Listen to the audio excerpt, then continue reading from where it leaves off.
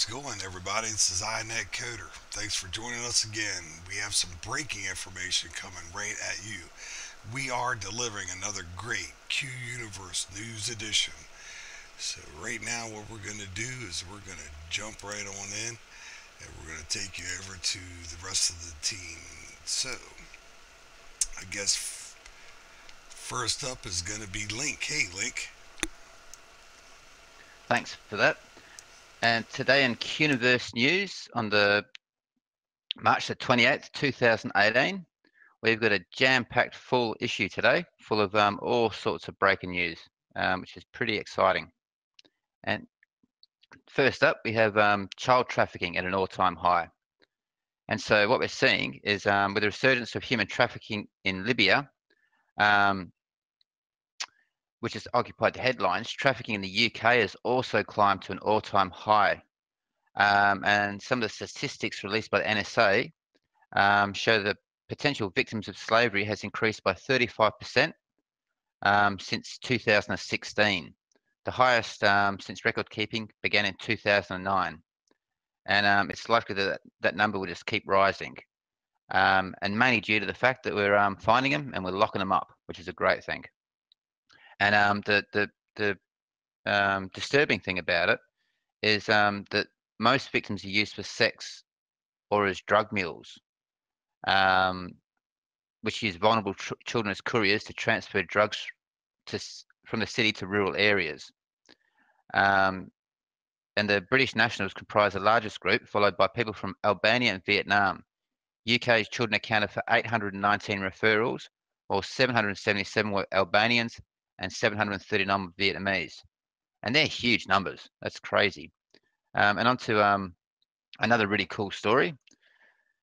The US Sector Border Patrol carried out Operation Sandman in the Imperial Sand Dunes, which led to the arrest of 175 illegal immigrants and 29 human smugglers,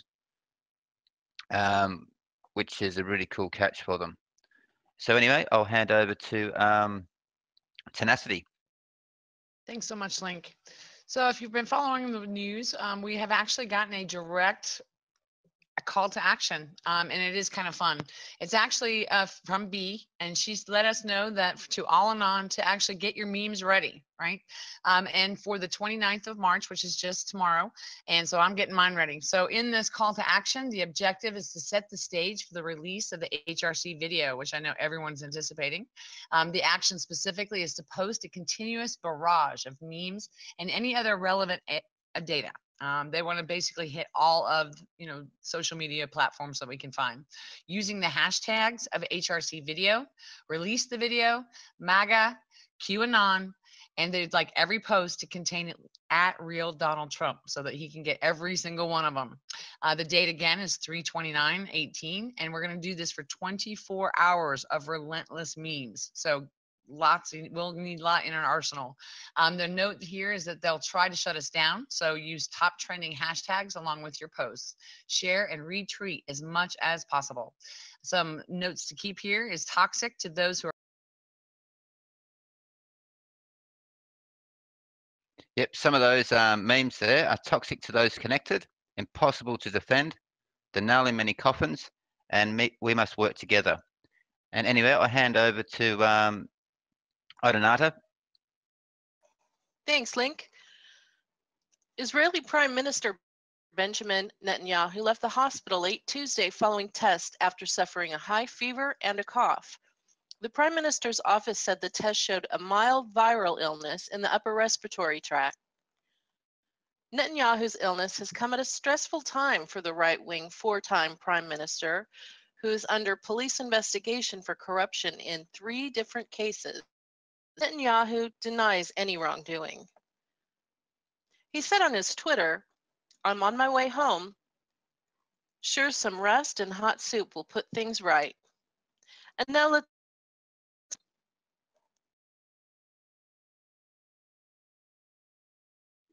And inspects financial focus at delete Facebook. Alongside Facebook and Google, Twitter is now being bought in by Senate Judiciary Chairman Chuck Grassley to a hearing on data privacy on April the 10th. So this is really interesting. because once the Senate finds out that Twitter will generate 400 million this year just by selling user data, not advertising, which is a huge amount of money. Wish we had some of that for our data. And as the war heats up in the public, where we're watching these platforms censor person after person, the stock price in these social media giants continue to fall. We're learning that behind the scenes, these corporations have no scruples about selling your data, advancing political agendas, and violating the First and Fourth Amendment rights. So many Americans, what's important to remember here is that you are the product, and they have been selling all along, not the ads they've been telling you about. So yeah, watching these guys go down is going to be fun, because this just ain't right. And there's some of the stock prices with a couple of dead cat bounces. And Trump's happy tweet sends global stocks soaring as trade tension rises. So, and the next one, want to freak yourself out? Here's all the personal data that Facebook grabs off you, and it's a huge amount in that article. And Twitter will generate 400 million this year, which we also mentioned, and that'll probably put the knife in it. Anyway, handing over to. Hey, thanks, Link. Okay, so we have censorship. Guys, so Turkish parliament recently passed a new law giving its Radio and Television Supreme Council censorship powers over broadcast and internet content. Under new rules, media streaming platforms must get licenses to broadcast, stifling independent online media in Turkey. So these restrictions have already affected Proton users who no longer can access the platform. And at last count, 170,000 websites have already been banned in Turkey. Heading over to Malaysia, early this week, a fake news bill was ratified by Malaysian government's cabinet. If adopted, this bill would criminalize fake news and impose a $130,000 fine and up to 10 years in jail. There's a lot of backlash from various countries as well as citizens groups. They're clamoring for a specific definition of fake news. So much so, they have issued a letter to the Malaysian government stating that this legislation could violate freedom of expression. But interestingly, the group that is spearheading the letter is a group called Article 19. They're a human rights organization with ties to the Ford Foundation, Bill and Melinda Gates Foundation, as well as George Soros's Open Society Institute. So considering these bad actors, guys, we'll have to keep an eye on this story for you as it develops. Now, heading across the pond, a joke lands a Scottish YouTuber in jail. Online censorship just continues, right? We discovered in a tweet Tuesday from Count Dankula, aka Marcus Meechan, that YouTube had demonetized all of his videos. In case you missed it, guys, Count Dankula is the Scotsman who was recently found guilty of a hate crime. In the satirical video he created, he teaches his girlfriend's dog to see Kyle. Meechan said he wanted to turn his girlfriend's pug, Buddha, into the least cutest thing he could think of.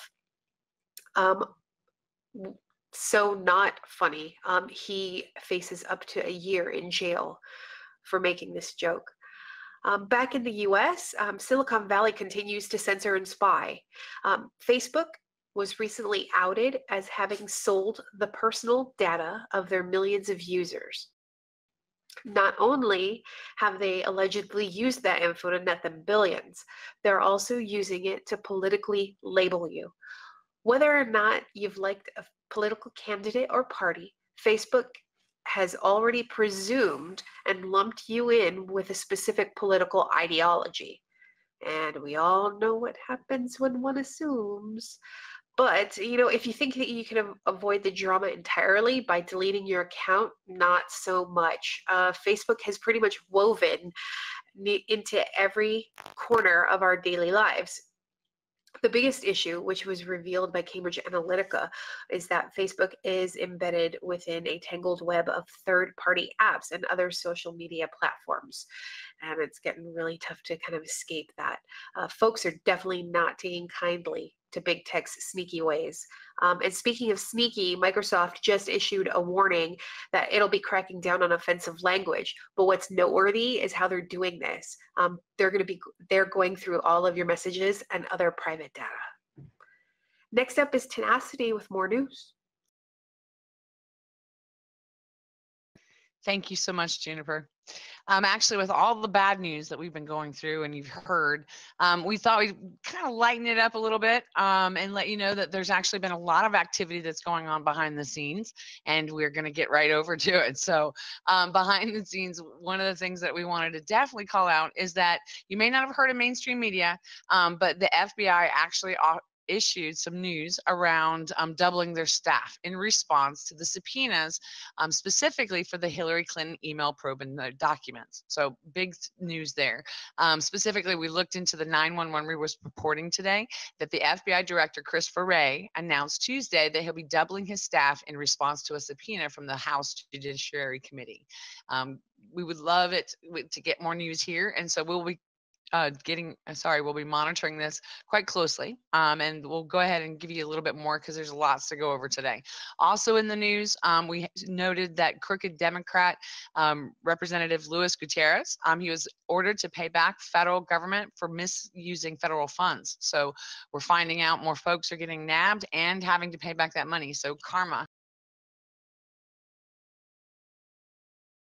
And another great news, we're finding that Republicans are gaining ground in the midterm election polls.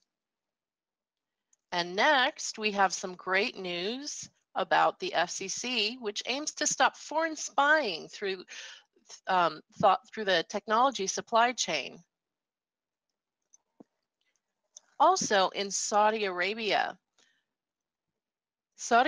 purges Muslim Brotherhood influence from schools. The Crown Prince Mohammed bin Salman has promised to promote a more moderate form of Islam in his efforts to modernize the deeply conservative Muslim kingdom. Education Minister Dr. Ahmed bin Mohammed Al Isa has stated that the Saudi government will dismiss anyone working in education who sympathizes with the banned group.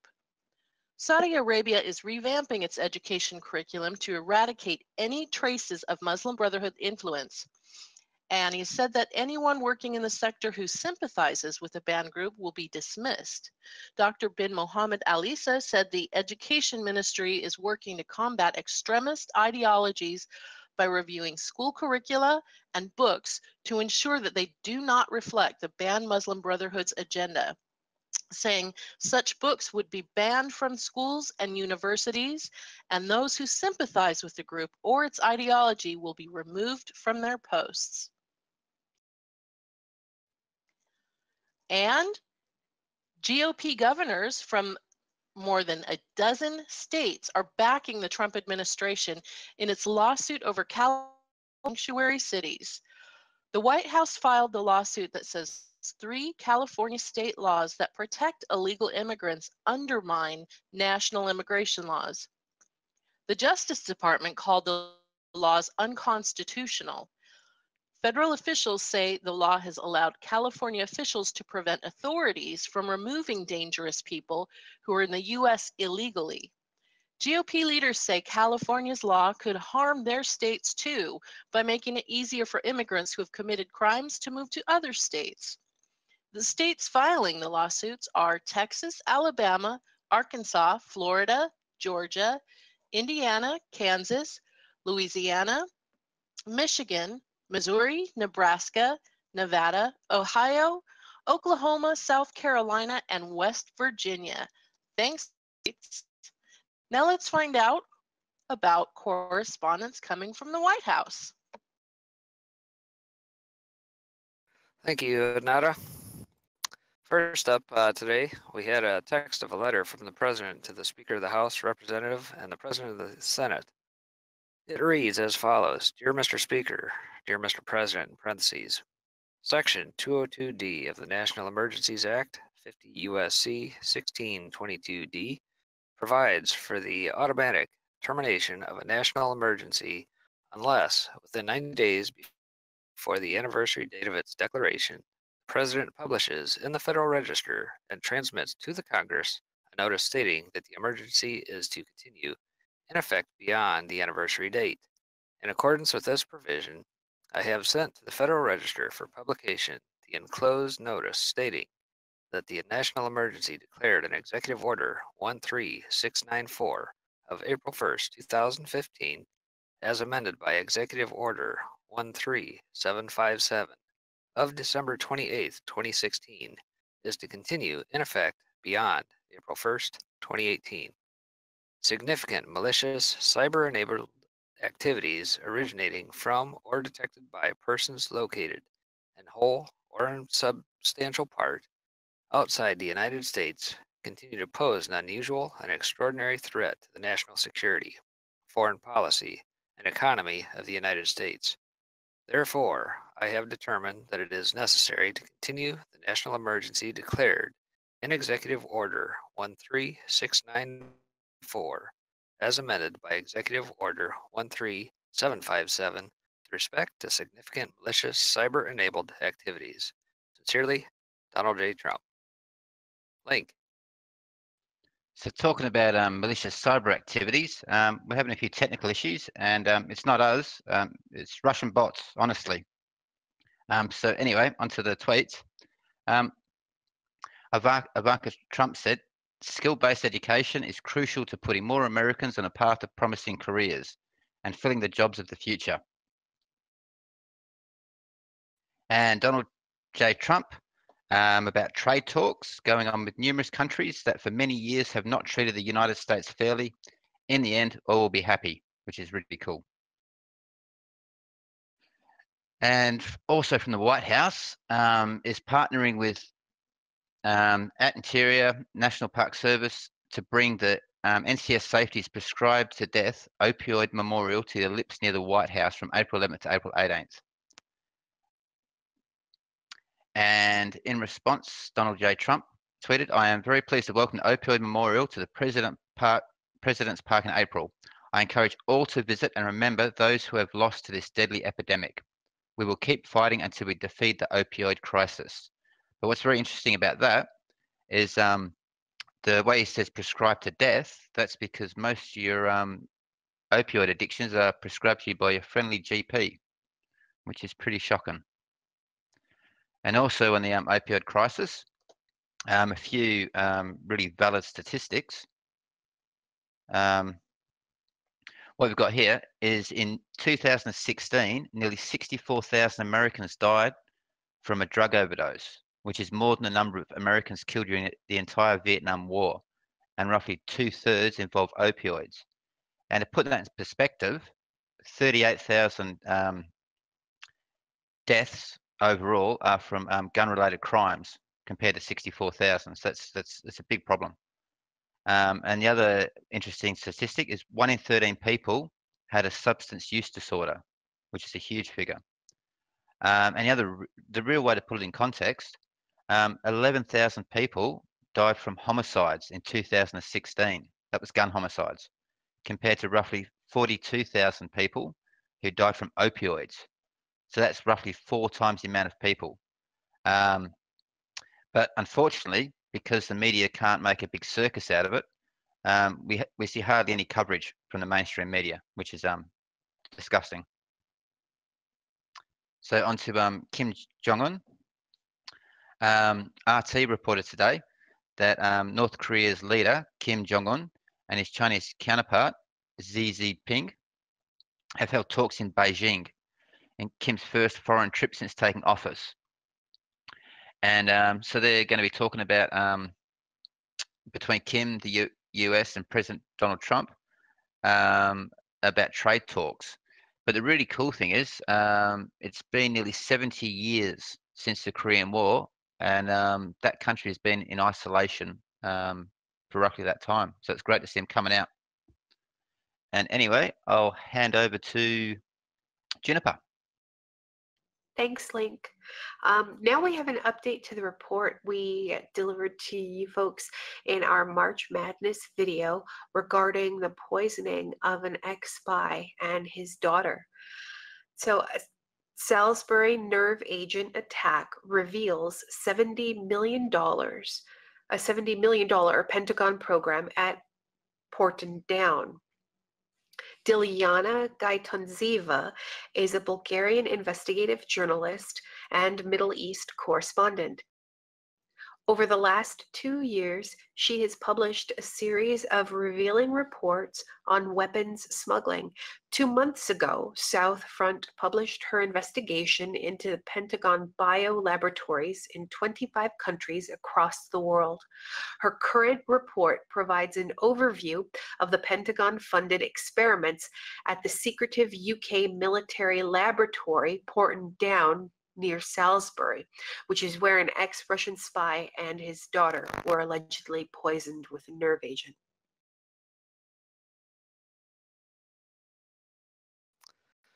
All right, well, Q is back, folks, and it's good. So, for those who are familiar, we had some Q drops here early this morning.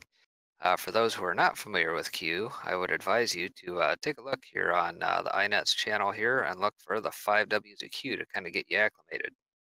So jumping right in, Post 964 this evening stated, from the top, why did Kim travel to China? Why was travel impossible in the past? What changed? What constitutes a need for a face-to-face meeting versus secured call? What U.S. publicly traded company previously entered North Korea to establish comms? Think logically. Why did Google visit North Korea? Why would the former chairman and CEO himself in Killbox of Google Alphabet personally attend? Who is Sergey Brin? Where was Sergey born? Track the family. Important. Think Cold War. Think KGB. US, China, North Korea, Killbox 3. Facebook data dump. Who made it public? Who sold shares 30 days from announcement? You can't imagine the magnitude of this. Constitutional crisis, capital letters. Twitter coming soon. Google coming soon. Amazon coming soon. Microsoft coming soon. Plus 12. Current censorship all relates to push for power, midterms, and Killbox. Last stand, all capital letters. Election fraud cases open, DOJ, many, Killbox. Follow the family, follow resignations, business, government, and Killbox. Biden, China, very important marker. Who made it public? Who really made it public? Who is making it all public? We are the gatekeepers of all. Killbox. By all, we mean all. Information. You won. Russia, Canada. North Korea, Syria, Pakistan, Iran next. 700 billion military. Killbox this year. Why is the military so important? Reread all. National security. National security. These people are stupid. Part of the deal. Tidal wave coming.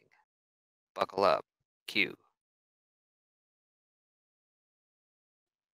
And in 965, it says, stay strong, stay together. We stand with you. Offline for a reason. Enjoy the show, Q. And how's that? That's the SEAL Team 6 Punisher logo. And it says, God will judge our enemies. We'll arrange the meeting. So, yeah, you don't want to cross those boys.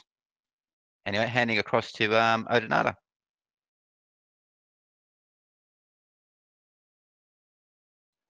And in Q Post 967, we have, what does the house cleaning represent? We always knew. Final stage. What does North Korea represent? Threat, safeguard, insurance. And in all caps, poof. Also in all caps, Kim to China represents something key in a kill box. Many will be buried before exposed. Kill box, themselves. False flags, distractions, Q. And for Q post 968, we have who else was at the meeting in China? In capital, live from China, also in capital. Next line is operation. Next line, window. Next line, clean. Next line, purpose. Next line, future proves past. Final line, everything has meaning, Q.